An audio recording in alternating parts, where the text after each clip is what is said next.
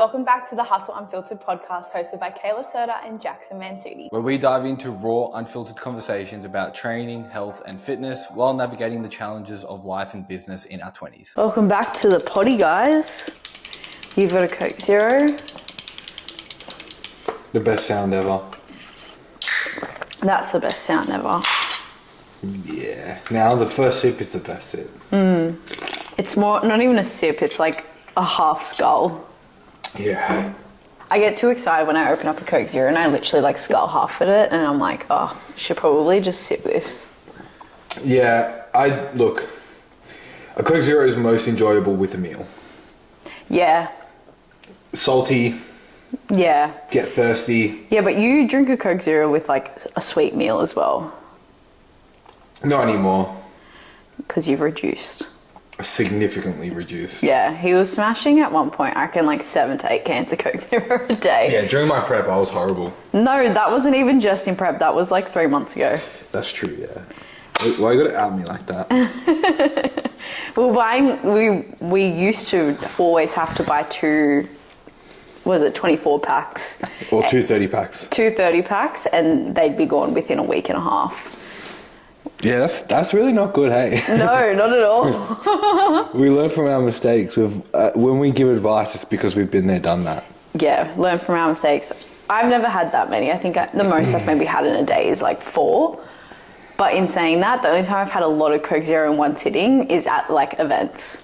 Like when I had Riley's wedding. I drank a whole 2 litre to myself in one night. I feel like the events are like, because you want to be social, right? Yeah. So you just want to have a drink in your hand. And you don't want it to be water because then people know it's water. Yeah. So then it's like you have the Coke Zero in your hand and then you just smashing Coke Zero. Well, it's just like they were topping up their champagne the whole time. I was like, I'll just top up my glass of Coke Zero with me the whole time. Yeah. I wouldn't recommend doing that though all the time, but every now and again. Well, you got to remember it's got caffeine in it, so you'd be like super caffeinated as well. Well, 2 litres of Coke Zero probably do that to you, but it was worth it. You've got to do what you got to do in those times, you know? Desperate time calls for desperate measures. Yeah. I was like, well, I've got my meal prep with me, my 2 litre water, 2 litre Coke Zero. I'm ready to fucking party. How was Tyler, the Creator? Oh, it was so good. Like, it was funny. Like, as soon as it started, my mouth was just like, I'm ready. Give me all the songs. Like, it was really, really cool. And my mum was saying she heard on the radio, like, a lot of adults have been enjoying taking their kids there. And I can see why, because it's like a show. Like, I feel like he does really well at putting on like a production with it. It's not just like, because I feel like with rapping, people might think it's just like the guy on stage rapping and there's nothing else to it. That's probably very common. Not that I've seen as many rap artists, because no one ever comes to fucking Australia. I have not seen that many rap artists. I've seen A$AP Rocky though. I'd love to see A$AP Rocky anyway. But it was really, really cool. Like, very lots of like the lighting, the actual production scene with it was really, really entertaining. And it was just cool because like he obviously played his new album, which came out I think end of last year. And that whole album, I was saying to Jackson, like runs in order. Like you can listen to one song after the other and it flows. Like it could be one whole hour song, whatever. But he just dropped another album literally like a week or 2 ago. So he played those 2 songs first and then went through like the first half of his album through the songs, and it just like, it tells his story. And then he played a lot of his old songs as well, which made my heart so happy because like I love a lot of his old songs as well. And like I found him when I was like 16 or 15, I started listening to him. And that's when he was in his like, I'd say like the darker era of him. Yeah, that's more of a reflection of the era you were in. Yeah, like angry teenage girl with like shit that she needed to work on. That really, really soothed me in that time. But like listening to a lot of his old songs was really, really, really, really cool. And it's just like one of those things where like when I listen to like his music and even like Kendrick Lamar's music and stuff like that, in your ears, I'm like, I would love to, like, it would be so cool to hear this live and to be in that sort of atmosphere live. So getting to see that and like experience that is just like so fucking cool. And I got to see it with my sister as well, which was really that was really fun. cool. It's nice to see you guys hanging out. Yeah. I was Uber driver. He was the Uber driver, 5 and stars. thank God, because I could not have imagined having to catch public transport, full stop, but let alone to Sydney Olympic Park, which would have been... Yeah, for me, it felt like I was picking up 2 festival girls from Midnight Mafia. Couldn't be further from the fucking It's reality. funny because, like, every time I go there, I'm there for, like, a hardstyle festival. And I'm like, this is different being here sober. Yeah. No, it was good fun, and we had seats as well, so we didn't have to get sweaty and gross in the mosh pit. I was like, fuck that. Yeah, I don't know how I feel about a mosh pit at a rap concert, hey? Just mosh in general. I'm like, I don't want you touching me. I don't want to touch you. Get away from me. Like, when we went to Fred again, I really enjoyed the fact that it was, like, seated. Yeah, I like it because you can still have fun. Like, I think for me, a mosh pit, I'm like, if you're in the mosh pit, it's like you want to be close to the person. They're not going to touch you. They're not going to see you. They're not going to acknowledge you there. So I'm like, I'd rather just be in my own space with my own... Some people like that energy, though. Like, they like the vibe of people. I don't know. I've only really ever gone to festivals, and that's really the only option you have.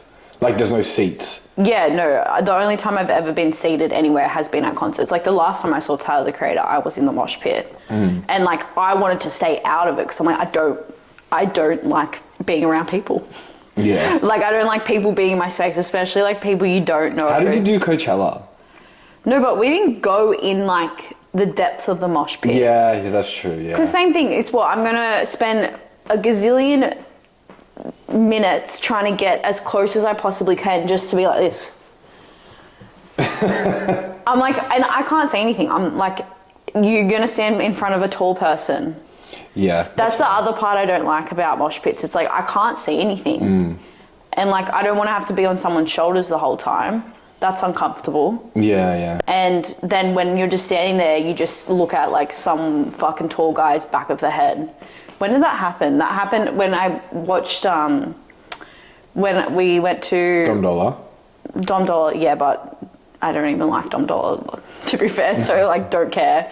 But when we went to Rufus Du Sol a couple years ago, me and Mackenzie, literally the whole time I was just like, this sounds great, can't see shit. This sounds great, can't see anything. Like, what's happening?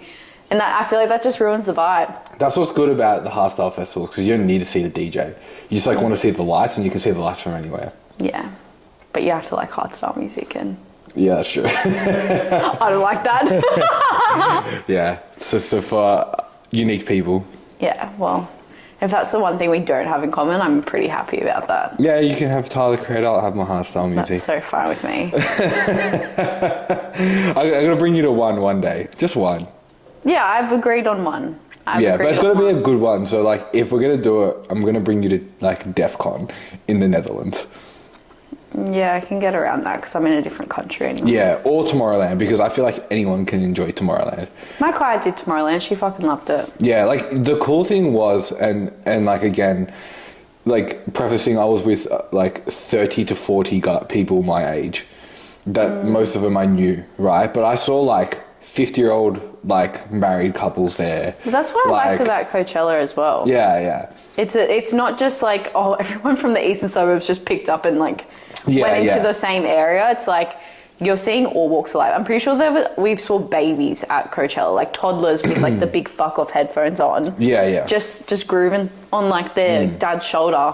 Yeah, that was what was cool about Tomorrowland, because I feel like it really fits everyone. And there's obviously so many stages, so many artists. Yeah. It's like, if you want hardstyle doof, if you want a bit of chill, like it kind of caters for everyone. Yeah. Which I thought was really cool. So yeah, I think if I bring you to a festival, it would be something like that. Because one, it's the experience of traveling too. Yeah, it's not just I'm leaving to go to Sydney Olympic Park. Nah, fuck that. And then it's like, in my opinion, it's a very once in a lifetime experience, because there's no other time in the world when you're going to have the best artists in the world all in one place for 3 to 4 days. Yeah. And it's like, you also like, it's a really cool experience in the sense that you really forget you're in another country, because you just feel like you're in a village, because that's essentially how big it is. Yeah. So yeah, I loved it. That was like probably like one of the best experiences of my life, and I'm so glad I did it. As expensive as it is, it's awesome, but don't worry, we don't have to camp. We can do... Actually, you know what? I think you would actually enjoy the glamping, because you still get like a room and a shower and like electricity, and you don't... And the only problem with doing the hotels is that you have to get a bus in and out. Yeah. And that bus is like an hour and a half. And the festival finishes at 1 o'clock. Yeah. So you don't get back till 4 a.m. Yeah, that's like Coachella. And it's already a 45-minute walk in and out of the festival too. Whereas like, if you finish, it's a 45-minute walk, but then you just go to Yeah, no, glamping is like the happy medium. The lowest tier I will do. Yeah, well, you can do like glamping, and then you can do like extra luxe camping. Like, there's so many tiers. I know Sam did it last year, and he goes, it's so much better. Yeah, I'm not one to camp, but that's what we did with Coachella. We got a package where the hotel, you book the package and it's got the hotel, the shuttle bus, and the tickets included. And the same. It was like a long wait, but all the artists we were wanting to see at the time anyway, but they were on in the afternoon, because I think Coachella starts at like 12 or like 1 o'clock. And we weren't going till about 4 o'clock anyway, but we didn't realize we had to wait for the shuttle as well out the front, and it's stinking hot in the middle of the fucking literal desert. And we're just like, everyone's dressed up. It's just funny just seeing a bunch of like random ass people. Oh my God. Even on that, there was like full, like a car that drove past, or a van that drove past, that like borderline abduction vibes. Yeah, I remember you telling me this. Yeah. Interesting shit happening over there. But that was like, America. Coachella was like incredible. I would love to do Coachella again. Yeah, I'd be happy to do that. Coachella, I'd like to do EDC. That would be cool. That's in Vegas. Yeah. Well, we went and met this like Mexican couple when we were there. They were like this, like mum and dad, just like here for Coachella, and the mum worked at one of the hotels in Vegas, or they live in Vegas, and she worked at one of the hotels, and she was like, yeah, I'm taking my daughters to EDC like next month. I was like, fucking slay off, queen. We've all got photos with them and everything. They were our adopted parents for like the last night of Coachella. Because we all just started seeing each other. Yeah. I remember you messaging me, telling me that. I'm like, can this girl make sure she doesn't like die? No, it was sweet. Me and Emily both have our wits end with us when we were away. Yeah. Like I was sober the whole time. I didn't drink.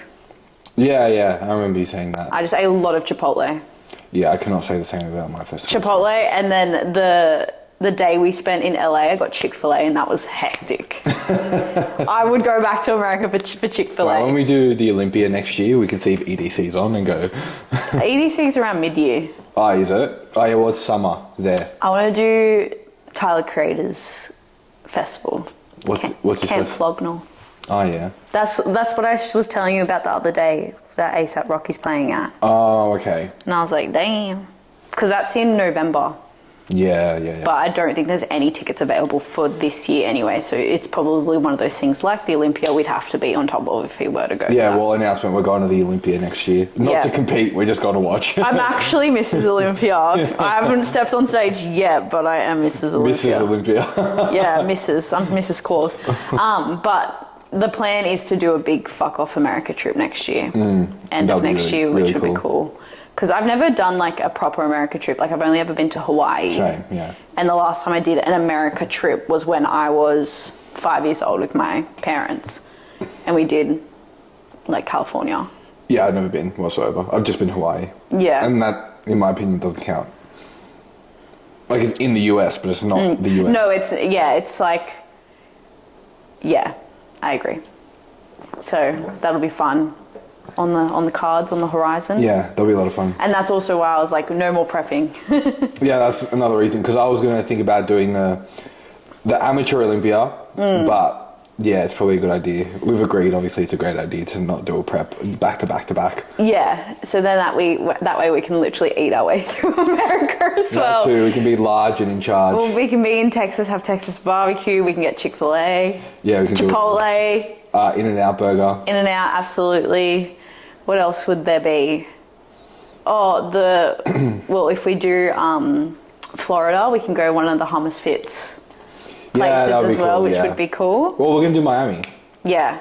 There's this food prep company in the US that we've been watching, like the US We're like bodybuilders. really well clued in with a lot of the US things. Well, I feel like I like the US bodybuilding scene. Yeah, I agree. Yeah. Like, I feel like... I like the US fitness or like gym culture all together. Like, I think it's very all-inclusive. I think it's very, you know... the good thing about America is, like, the whole, like, Instagram influencer thing is just, like... It's just a normal thing. Yeah, it's normalized over there. Yeah, so it's like, if you... I mean, I haven't been... But from what I know of, it's like if you go to America, it's a very normal thing to see someone just carrying an Osmo Pocket or a camera around. Yeah, I feel like I don't know where I've seen this before. I've heard someone say it, but it's just like, or even some of the influencers I do watch from Australia that have said they've gone to America and like come back. It's like in America, everyone's just got this like attitude where it's like, yeah, go for it. Like, yeah, I've heard that too. Fucking like, yeah, you want to whip out a camera, like chase your dreams sort of vibe. Whereas everyone, or it's very, very common in our Australian like culture where everyone's got that tall poppy syndrome where it's like, it's weird, it's wrong, or like, why would you do that? It's just like, sorry, I just want to give things a red hot crack. And make something of my life. Yeah, I agree. That's one thing that really I find attractive about the US. It's obviously not perfect, and it's not a political podcast, so we're not going to get into it. But in the sense of that aspect of things, I think it's awesome that everyone is very supportive in you wanting to, you know, give things a crack, do the whole Instagram, TikTok, social media thing. Yeah. I think that's really cool. Yeah, not even just, I don't even think just like the social media stuff. I think in general, like even it was really, really cool for Coachella especially to see like what everyone wears. Like I love that everyone puts in effort into their appearance in a way where like they find their style. Like no one really, I feel like no one really looks the same in America in terms of like clothing. Whereas like, let's be honest, we all wear the same fucking thing. Like you walk outside, we're all dressed in Velocity.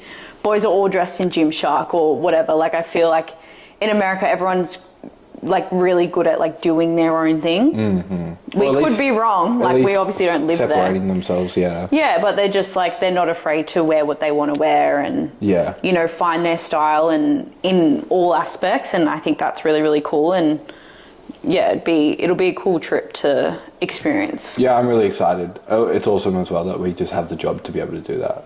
Oh yeah. Oh yeah. But we should pack some value into this podcast.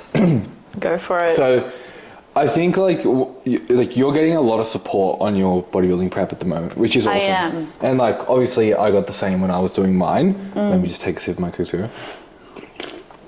And I think one of the things that would be really important or worth talking about is like if someone's watching your prep and thinking, fuck, maybe I want to do something like that.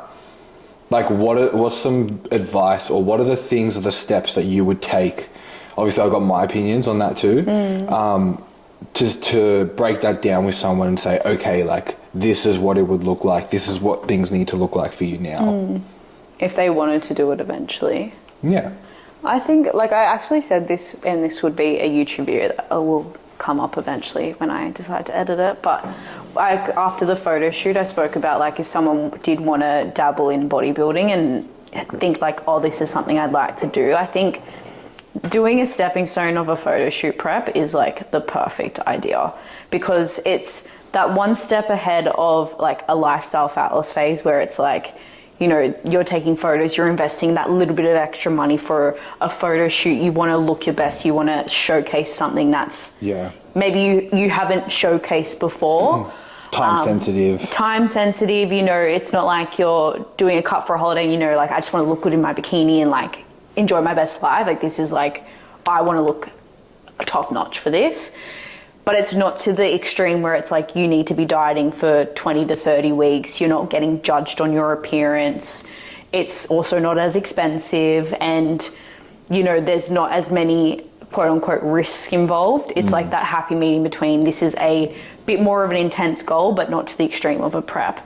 And I think that doing something like a photo shoot can allow you to see if like one, it's something that you want to do. Like if you're like, I pushed myself to this point, do you want to keep pushing? Or is that like, you're like, I'm happy with the photo shoot. Let's just improve each time for a shoot. I don't want to take it to that next step. Or you could do it and be like, fuck yeah, I just proved to myself I can do this. That next level could look like doing something like a bodybuilding comp. Yeah, I agree. I mean, obviously we're great examples of that too. Like we did photo shoots before we even thought about competing. And yeah, I think the things that you need to understand if you're watching someone do a prep or you have people you look up to who do compete, like yourself, and it's like you need to really understand like what do the levels of that look like, what, you know, the commitment time-wise, because obviously your prep's been like 24 weeks. That's 24 weeks of dieting you got to commit to. But not only that, it's like prep started when I decided I wanted to compete. Yeah, and I think that's important too. It's like the prep doesn't start when the prep starts. It's like, I would probably say you would need to give at least a good year of just general coaching and showing up consistently to a high standard before you even think about doing something like that. It's not something where you just like, I got off the couch one day and decided to do a bodybuilding prep. Look, you can, because I feel like there's definitely been people that have been successful in that. But look, I think you just got to get clear on what the reasoning that you want to do it is. I think the reasoning, but also like for me anyway, personally, it's like this is a goal that does have risks involved in terms of like health. Like I'm not in a healthy state right now. So it's like I want to do absolutely everything I can from the second I decided to get the most out of it and not put myself in a bigger hole than required to get out of this goal.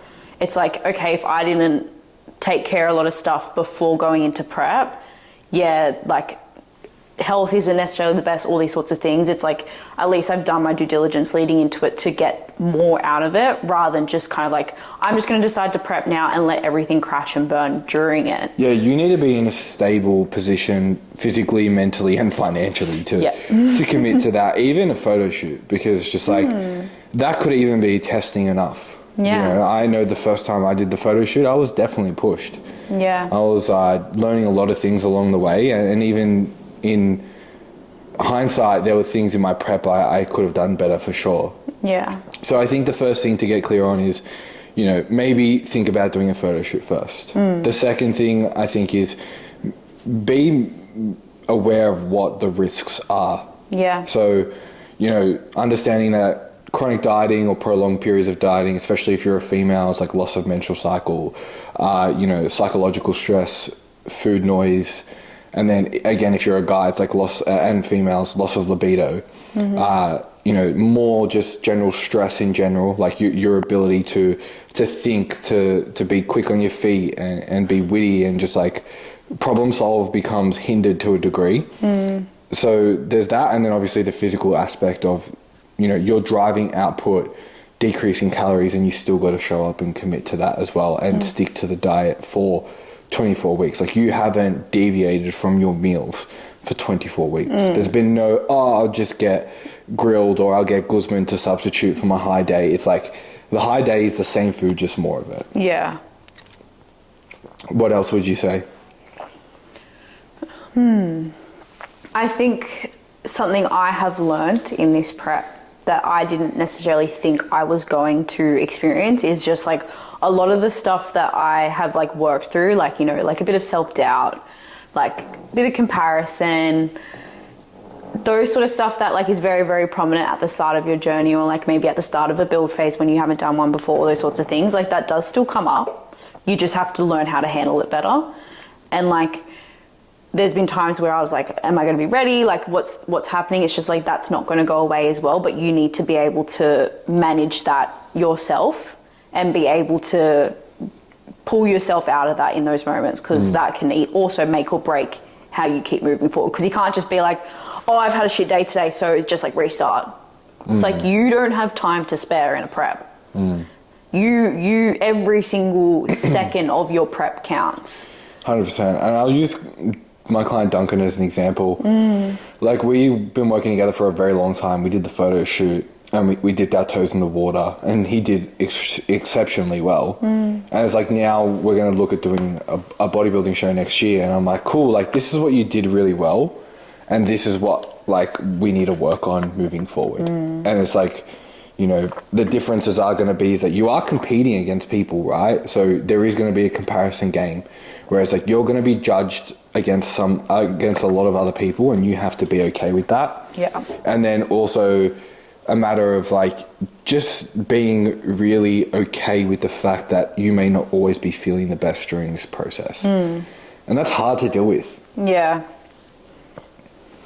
I think the photo shoot is a really good route to take first. I agree. Like, it's fun. Yeah. A photo shoot is fun because you're not being judged. You know that, like, It's the best you've ever looked. yeah, best you've ever looked. Like, you get to choose your poses as well. Like, if you're with a photographer and they're like guiding you through that process, it's like you can tell them, I really want to accentuate my lower body, or I really want to show off my abs because, like, I have abs for the first time, whatever it may be. Like, you get to pick and choose where to highlight, like, your strengths. Whereas, like, on a bodybuilding comp, if you have a shit side and it's like got an improvement but it's still shit, like, that's on show and you're gonna get judged on it. Yeah. And, like, even something that Beck always will, like, remind us in, like, group classes and stuff is, like, the more time you do spend on stage and what the judges are looking for on stage is your flaws. Yeah, they're looking for weaknesses. Like, they're looking for, okay, where is her weakness? Where is his weakness? Whereas, like, in a shoot, it's just like, you look fucking incredible in that shot. Like, let's keep going there. Yeah, sort of hold thing. it, don't move. Hold it, don't move, smile, have the best time. Like, you know, maybe you have your partner there with you or your best friend, like, giving you, like, being your, like, mummager on stage. Like, that sort of stuff. Like, it's obviously a very exciting time. Like, I don't see how anyone could have a terrible time at a photo shoot. Probably has been in the case, but, like, from experience, always had a best time.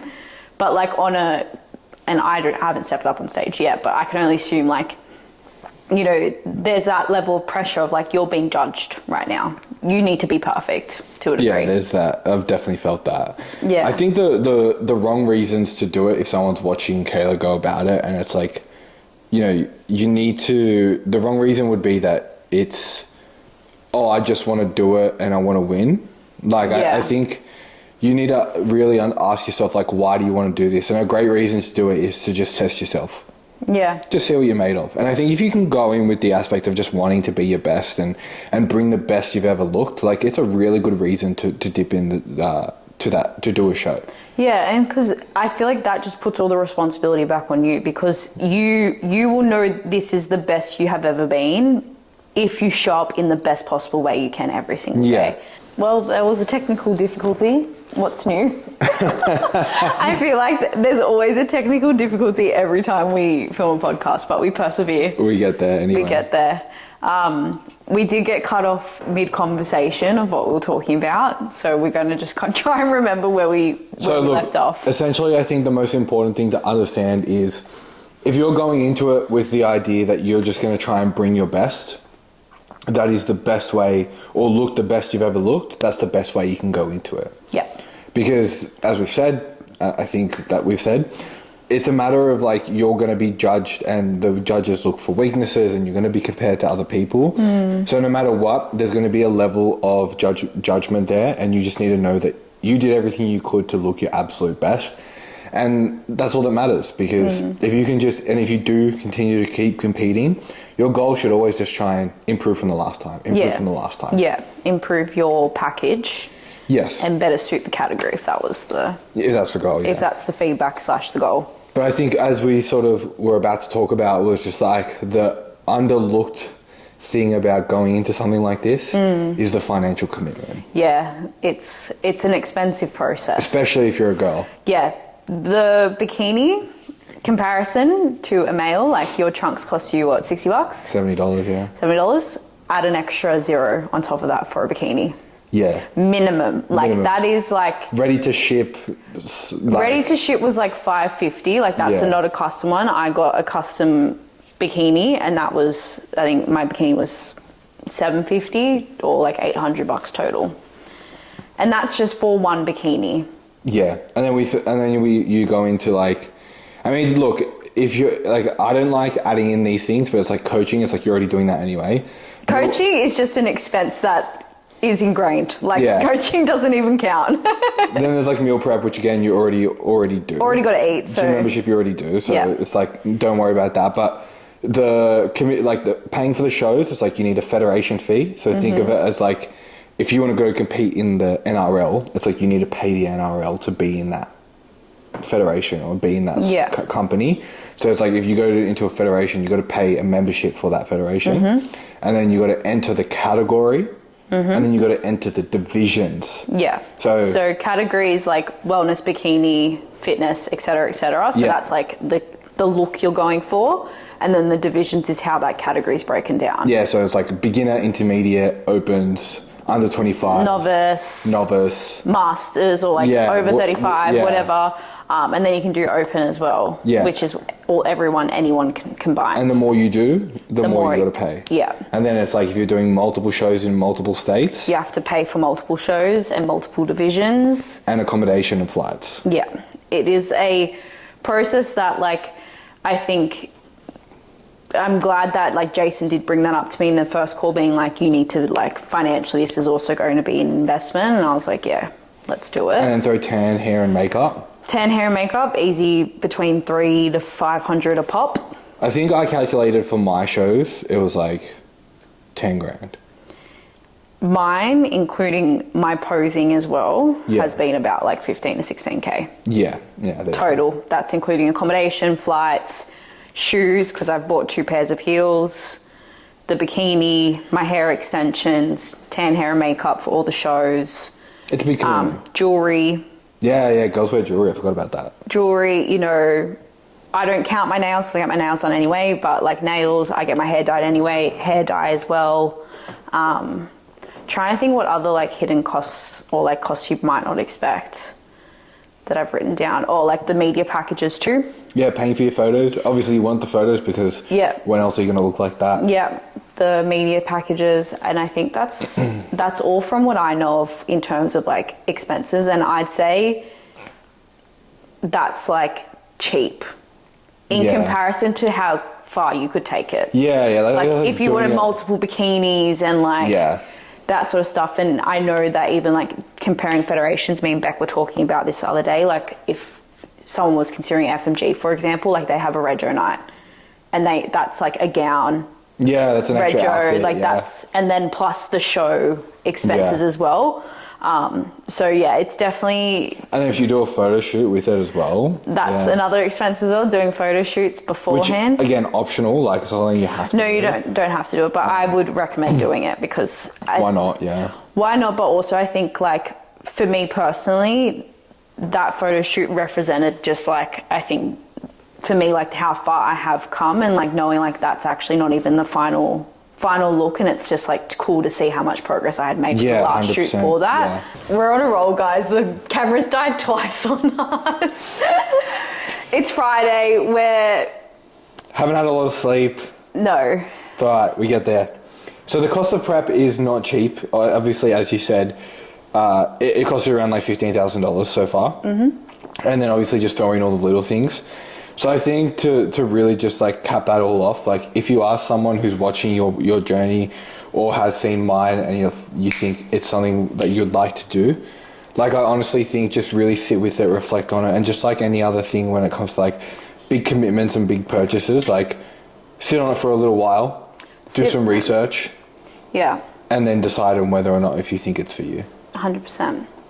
And if you have questions, like, even just throwing it out there, like DMs are open. Like, more than 100%. happy to. I love talking about this stuff. Yeah, I'm more than happy to chat about it in the messages, and you are too. Yeah. If you have any questions on it. And if you want coaching for it, then you know where to find us. Yeah. Gotta throw a cheeky plug in there. Cheeky plug, but no, I think it's been a really, really cool experience, and I think maybe in the next couple of weeks, as I'm closer to the shows as well, probably talk a little bit more about it, I reckon, and like a bit more on the journey of it. Yeah, the reality and the inside. Yeah, but I think it's been a really cool journey. Yeah, look, I have to say, like, one thing that's also worth looking at and just thinking about is like, Kayla's a bad example to look up to because she's nailed it so well. Like, you can't expect your prep to go as well as Kayla's because like she's just nailed it and she's done a lot of work to get there. So I think it's a little bit unrealistic unless you've done a lot of that work. And if you have, then by all means go for it.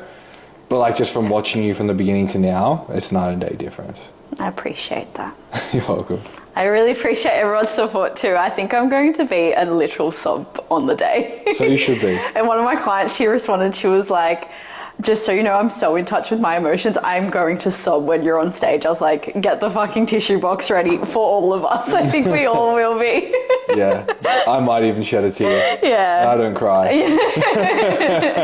Nah, it's gonna be fun. It's basically 2 weeks out now. It's all By gonna the time happen. by the time they watch this, I'll actually be competing that week. Yeah, that's crazy. So I'll be literally competing. Yeah, I'll be in peak week that week. That's crazy. Wow. So This kind of lined up well then. yeah, because that'll be the week of the show, and then you'll be delayed a couple weeks because we won't film another episode till after the second show. So you guys are gonna have a massive recap to have. Yeah, that'll be good. By the time that comes, but stay up to date on the socials. We'll see you guys in the next episode. Bye.